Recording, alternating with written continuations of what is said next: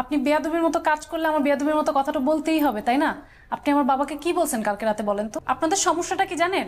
মিডিয়ার একটা দুইটা খারাপ ঘটনাকে আপনারা হাইলাইট করেন এবং সেটা করে পুরা মিডিয়ার সবাইকে খারাপ মনে করেন। অথচ আপনি যখন 2 দিন পর পর একটা করে মেয়ে বাসায় নিয়ে আসেন, তারপর ভাবির কাছে ধরা খান, তারপর আপনার দারোয়ান আপনাকে নিয়ে হাসাহাসি করে, পুরো বিল্ডিং এর সবাই আপনাকে নিয়ে হাসাহাসি করে, সেগুলো নিয়ে কোনো সমস্যা নাই আপনার, তাই না?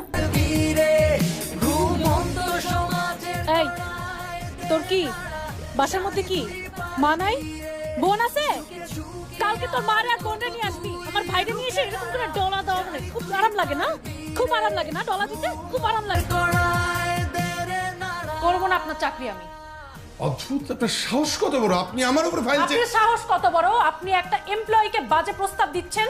শ্রম আইন অনুযায়ী 8 ঘন্টা কাজ করার কথা আমাদের, অথচ আমরা দিনের পর দিন 12 ঘন্টা, এমনকি 13 ঘন্টা 14 ঘন্টা খেটে যাচ্ছি। সবকিছু মেনে আমরা কেন মুখ মুছে কাজ করি জানেন?